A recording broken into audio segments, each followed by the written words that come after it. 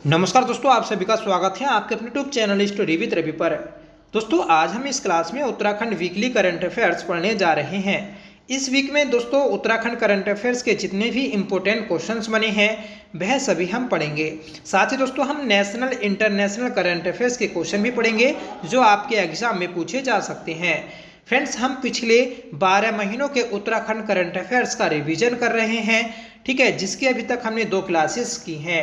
Friends, अगर आपका RO mains, PCS mains या उत्तराखंड सब इंस्पेक्टर का एग्जाम है तो आपके लिए वह रिवीजन सीरीज इंपॉर्टेंट है। दोस्तों, आप एग्जाम से पहले उस रिवीजन सीरीज के हर एक पार्ट को देखकर जरूर जाइएगा। और दोस्तों, अगर आप हर एक पार्ट को देख लेते हैं तो दोस्तों उत्तराखंड करंट अफेयर्स आपका गलत नहीं होगा, ठीक है। तो दोस्तों, आपसे रिक्वेस्ट है कि एग्जाम से पहले उस सीरीज के हर एक पार्ट को जरूर देख लीजिएगा। तो चलिएगा शुरू कर लेते हैं आज की अपनी इस क्लास को, जिसका पहला क्वेश्चन है, बताना है फ्रेंड्स आपको, हाल ही में शीतल ने तिब्बत की माउंट चो ओयू को फतेह किया, यह किस जनपद से संबंधित हैं।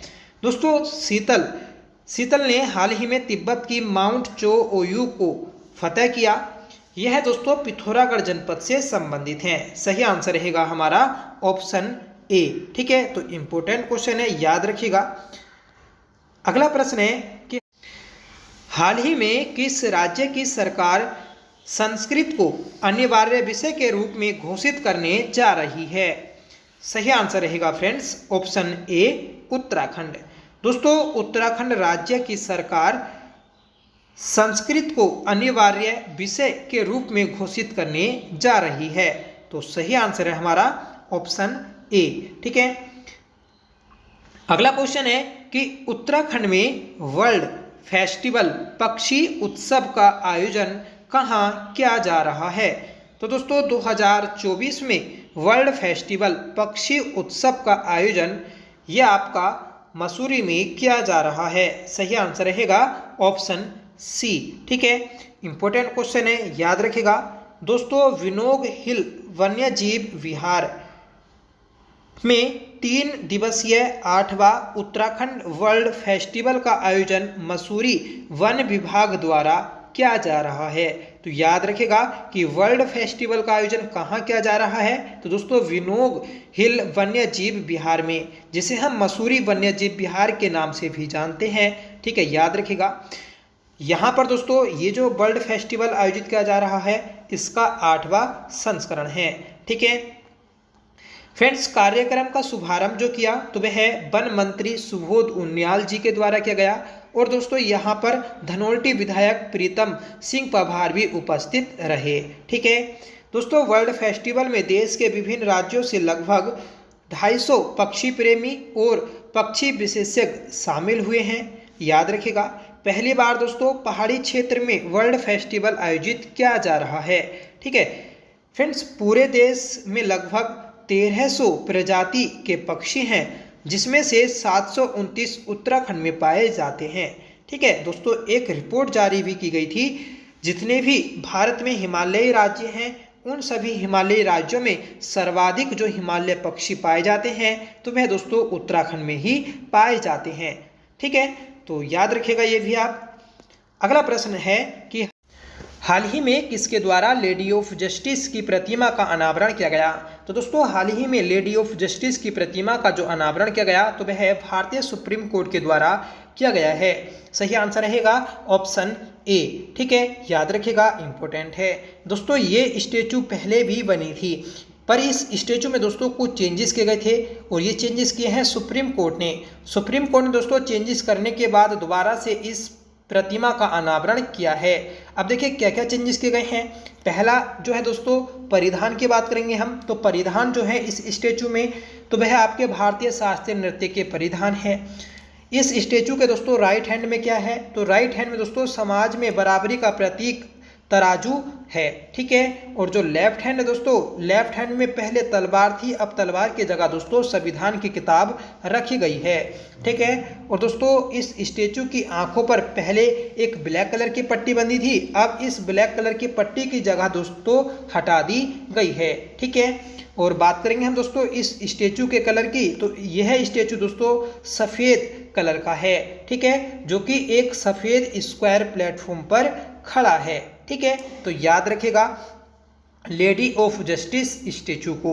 अगला क्वेश्चन है कि भारतीय नौसेना के पहले प्रशिक्षण स्क्वाड्रोन ने कहाँ लंबी दूरी की प्रशिक्षण तैनाती पूरी की?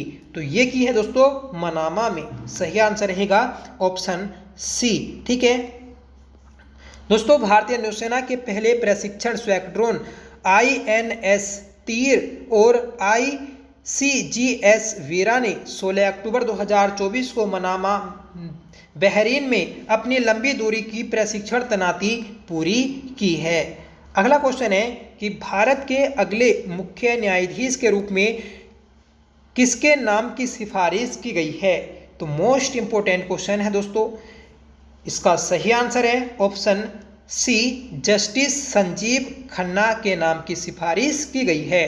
तो याद रखिएगा कि जो भारत के सुप्रीम कोर्ट के अगले मुख्य न्यायाधीश होंगे तो वह दोस्तों जस्टिस संजीव खन्ना होंगे, ठीक है। और किस क्रम के होंगे? तो दोस्तों यह 51वें क्रम के मुख्य न्यायाधीश रहेंगे। डिटेल को जानेंगे दोस्तों कि भारत के मुख्य न्यायाधीश DY चंद्रचूड़ ने भारत के 51वें मुख्य न्यायाधीश के तौर पर न्यायमूर्ति संजीव खन्ना के नाम की सिफारिश की है। बता दें कि दोस्तों जो जस्टिस चंद्रचूड़ हैं, ठीक है, YV चंद्रचूड़, DYV चंद्रचूड़, तो दोस्तों इनका कार्यकाल 10 नवंबर 2024 को पूरा हो रहा है, ठीक है। और दोस्तों जो अगले मुख्य न्यायाधीश होंगे संजीव खन्ना, तो यह दोस्तों कुल 6 महीने के लिए अपने पद पर रहेंगे और इनका भी दोस्तों 13 मई 2025 को कार्यकाल पूर्ण हो जाएगा, ठीक है। तो याद रखिएगा कि भारत के सुप्रीम कोर्ट के अगले जो मुख्य न्यायाधीश होंगे तो वह संजीव खन्ना होंगे, ठीक है। किस क्रम के? तो दोस्तों 51वें क्रम के। अगला प्रश्न है कि ग्रामीण विकास मंत्रालय ने उच्च स्तर के उद्यमियों के लिए व्यक्तिगत वित्त पोषण के लिए कितने बैंकों के साथ समझौता किया है? सही आंसर रहेगा ऑप्शन डी 10, ठीक है। दोस्तों ग्रामीण विकास मंत्रालय ने उच्च स्तर के उद्यमियों के लिए व्यक्तिगत वित्त पोषण को बढ़ावा देने के लिए 10 बैंकों के साथ समझौता ज्ञापन पर हस्ताक्षर किए हैं। इसके साथ 9 सार्वजनिक क्षेत्रों के बैंकों और एक निजी बैंक के साथ समझौते को अंतिम रूप दिया गया है, ठीक है। मतलब जो ये 10 बैंक हैं इसमें 9 सार्वजनिक क्षेत्र की बैंक हैं और एक दोस्तों निजी बैंक है, ठीक है। 8वां क्वेश्चन है कि हरियाणा के नए मुख्यमंत्री के रूप में किसने शपथ ली है? तो दोस्तों हाल ही में हरियाणा में विधानसभा चुनाव हुए थे जिसमें भाजपा सरकार बनी है और भाजपा सरकार के द्वारा दोस्तों हरियाणा के नए मुख्यमंत्री जो बनाए गए तो वह दोस्तों नायब सिंह सैनी बनाए गए हैं। सही आंसर रहेगा ऑप्शन वी, ठीक है। तो याद रखिएगा दोस्तों इंपोर्टेंट क्वेश्चन है। अगला प्रश्न है कि हाल ही में किसे भारतीय साइबर अपराध समन्वय केंद्र का राष्ट्रीय ब्रांड एम्बेसडर नामित किया गया है? तो दोस्तों हाल ही में भारतीय साइबर अपराध समन्वय केंद्र का राष्ट्रीय ब्रांड एम्बेसडर जो नामित किया गया तो वह आपका रश्मिका मंदाना को किया गया है। सही आंसर रहेगा ऑप्शन डी, ठीक है। दोस्तों अभिनेत्री रश्मिका मंदाना को हाल ही में गृह मंत्रालय के तहत भारतीय साइबर अपराध समन्वय केंद्र का राष्ट्रीय ब्रांड एम्बेसडर नामित किया गया है। तो दोस्तों आप मंत्रालय का नाम भी याद रखिएगा कि किस मंत्रालय के द्वारा ये ब्रांड एम्बेसडर का नाम नामित किया गया है। 10वां क्वेश्चन है कि हाल ही में भारत ने किस देश के साथ 3.5 अरब डॉलर के ड्रोन डील पर हस्ताक्षर किए हैं? तो ये किए हैं दोस्तों USA के साथ, ठीक है। USA के साथ दोस्तों भारत ने ड्रोन डील पर हस्ताक्षर किए हैं और कितने डॉलर के? तो दोस्तों 3.5 अरब डॉलर के, ठीक है।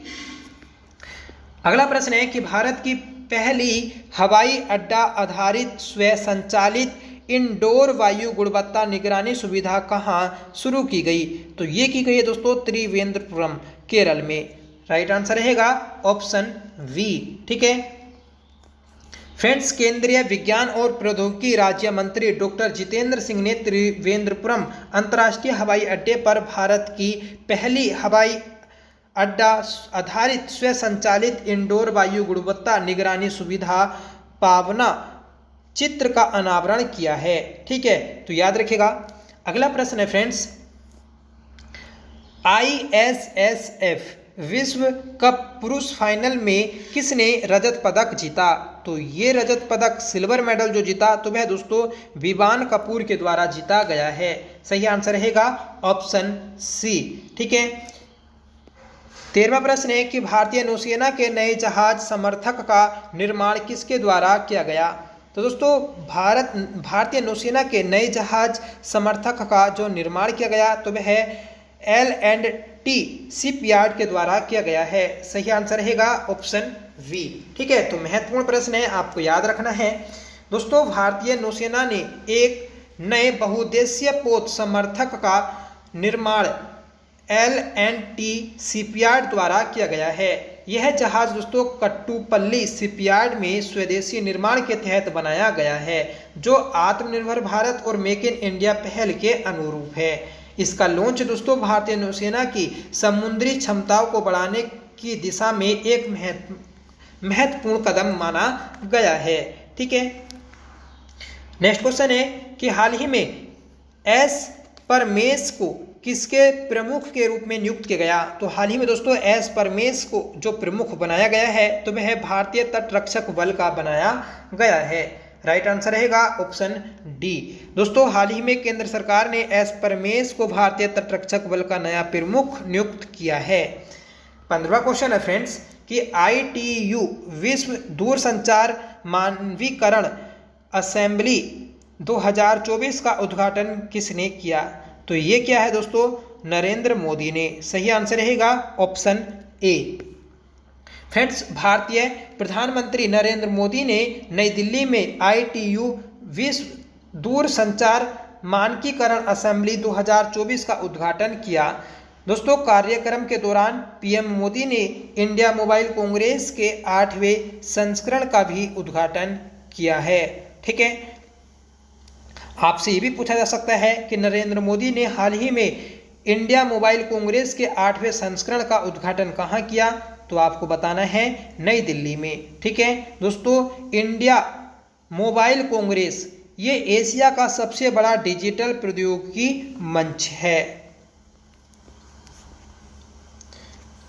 16वां क्वेश्चन है कि जम्मू कश्मीर के नए मुख्यमंत्री के रूप में कौन शपथ लेंगे? तो दोस्तों हाल ही में जम्मू कश्मीर में विधानसभा के चुनाव हुए थे और इन विधानसभा चुनाव में दोस्तों जो नए मुख्यमंत्री बनाए गए तो वह आपके उमर अब्दुल्ला बनाए गए हैं। सही आंसर रहेगा ऑप्शन वी। मतलब दोस्तों जम्मू कश्मीर के नए जो मुख्यमंत्री रहेंगे तो वह आपके उमर अब्दुल्ला रहेंगे। ठीक है फ्रेंड्स, नेशनल कॉन्फ्रेंस के नेता उमर अब्दुल्ला 16 अक्टूबर को जम्मू कश्मीर के नए प्रधानमंत्री के रूप में शपथ लेंगे। ठीक है, या ली है।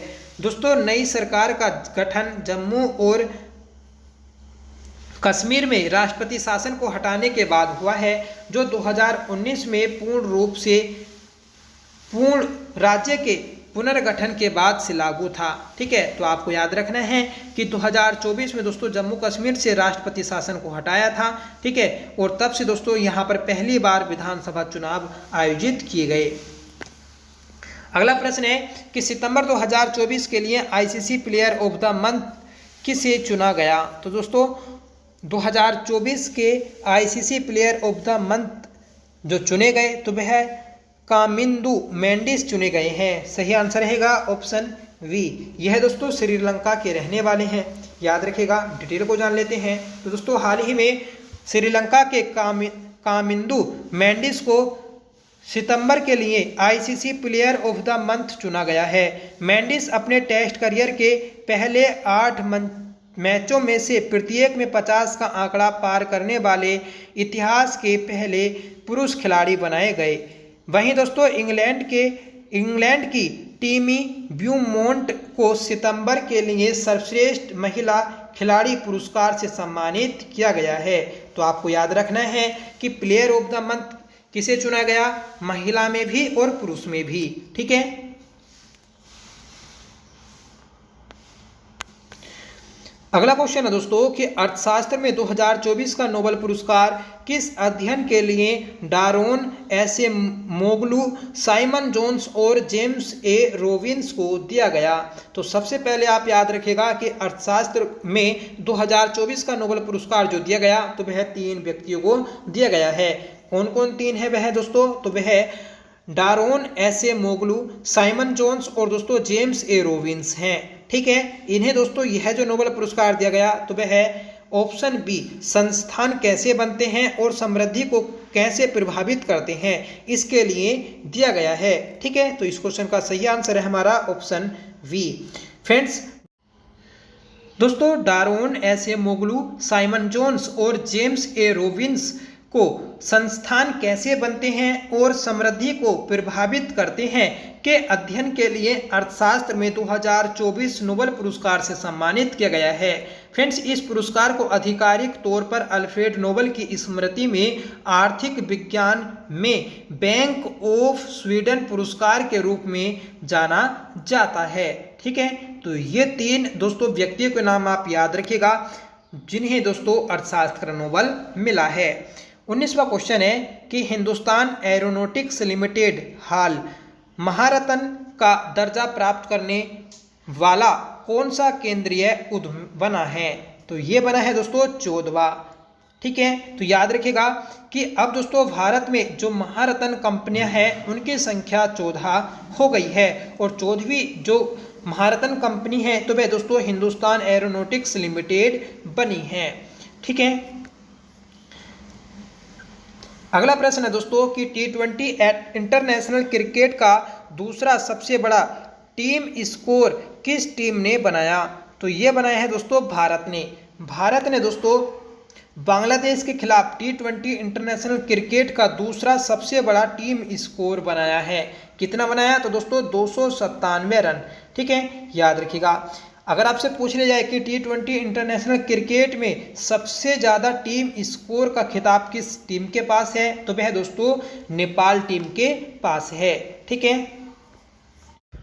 अगला क्वेश्चन है दोस्तों कि जम्मू कश्मीर के उप मुख्यमंत्री के रूप में किसे नियुक्त किया गया? तो ये किया गया है दोस्तों ऑप्शन सी, सुरिंदर कुमार चौधरी को। ठीक है, तो सुरिंदर कुमार चौधरी यह दोस्तों जम्मू कश्मीर के उप मुख्यमंत्री के रूप में नियुक्त किए गए हैं। ठीक है फ्रेंड्स, नेशनल कॉन्फ्रेंस के उपाध्यक्ष उमर अब्दुल्ला ने बुधवार को मतलब 16 अक्टूबर को श्रीनगर में एक शपथ ग्रहण समारोह के दौरान जम्मू कश्मीर के नए मुख्यमंत्री के रूप में शपथ ली। इस मौके पर दोस्तों जम्मू क्षेत्र के एक प्रमुख चेहरे सुरिंदर कुमार चौधरी को उप मुख्यमंत्री के रूप में नियुक्त किया गया।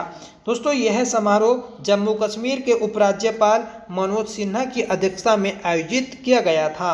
ठीक है, अगला प्रश्न है कि 23वीं SCO बैठक में भारत का प्रतिनिधित्व किसने किया? दोस्तों 23वीं SCO बैठक ये इस्लामाबाद पाकिस्तान में आयोजित की गई थी, जिसमें भारत का प्रतिनिधित्व एस जयशंकर ने किया है, जो कि भारत के विदेश मंत्री हैं। ठीक है, तो ऑप्शन भी हमारा राइट है।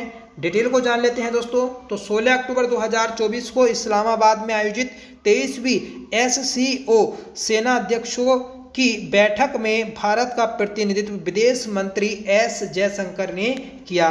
दोस्तों इस बैठक की अध्यक्षता पाकिस्तान के प्रधानमंत्री शहबाज शरीफ ने की, जिसमें चीन, रूस, ईरान और मध्य एशिया देशों के नेता भी शामिल हुए।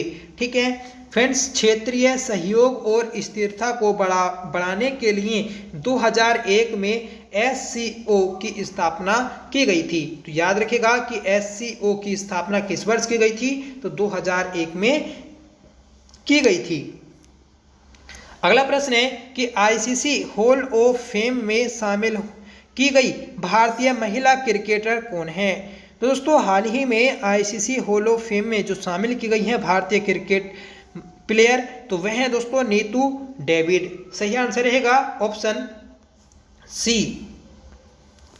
ठीक है, फ्रेंड्स, आईसीसी ने हाल ही में आईसीसी हॉल ऑफ फेम में 3 दिग्गज खिलाड़ियों को शामिल किया है। इंग्लैंड के पूर्व सलामी बल्लेबाज अलिस्टर कुक, भारतीय महिला टीम की खिलाड़ी नीतू डेविड और दोस्तों दक्षिण अफ्रीका के पूर्व आक्रामक बल्लेबाज एवी डिविलियर्स को शामिल किया गया है। तो याद रखिएगा कि आईसीसी जो विश्व की सबसे बड़ी क्रिकेट संस्था है, ठीक है, तो इसने हाल ही में 3 प्लेयर्स को हॉल ऑफ फेम में शामिल किया है। कौन कौन 3 हैं? तो वह दोस्तों आपके अलिस्टर कुक, ठीक है, और भारत की नीतू डेविड और दोस्तों दक्षिण अफ्रीका के प्लेयर एवी डिविलियर्स। तो ये 3 व्यक्ति हैं जिन्हें हॉल ऑफ फेम में शामिल किया गया है, ठीक है। तो ये थी दोस्तों आज की हमारी क्लास, जिसमें हमने 23 इंपॉर्टेंट क्वेश्चंस को पढ़ा। साथ में दोस्तों हमने हर एक क्वेश्चन का एक्सप्लेन भी जाना, ठीक है, जिससे दोस्तों क्वेश्चन आपको क्लियर भी हुआ होगा, ठीक है। आज का आपका होमवर्क रहेगा कि हरियाणा के नए मुख्यमंत्री के रूप में किसने शपथ ली है। तो दोस्तों इसका आंसर आपको कमेंट करके बताना होगा, ये आपका होमवर्क है, ठीक है। और दोस्तों अगर आप 2024 या फिर पिछले 12 महीनों के उत्तराखंड करंट अफेयर्स का रिवीजन करना चाहते हैं, तो जो हमारी दूसरी सीरीज है, ठीक है, रिवीजन क्लास की, जिसकी अभी तक हमने 2 क्लासेस की हैं, उस सीरीज के हर एक पार्ट को जरूर देखिएगा, ठीक है। आने वाले दिनों में जितने भी एग्जाम होंगे उत्तराखंड के अंदर और आपके एग्जाम में जीएस पूछी जाती है और करंट अफेयर्स आता है, तो दोस्तों उस सीरीज से बाहर नहीं जाएगा, ठीक है। तो चलिए मिलते हैं नेक्स्ट क्लास के साथ। आपको कमेंट करके बताना है कि आपको ये क्लास कैसी लगी। आई होप ये क्लास आपको पसंद आई होगी। अगर आपको पसंद आई हो तो प्लीज़ उसे लाइक करिएगा, दोस्तों में शेयर करिएगा, और आप हमारे चैनल पर पहली बार विजिट कर रहे हैं तो प्लीज़ चैनल को सब्सक्राइब कर लीजिएगा, ठीक है। तो चलिए मिलते हैं अगली क्लास में, तब तक के लिए bye. Thank you so much for watching. Jai Hind.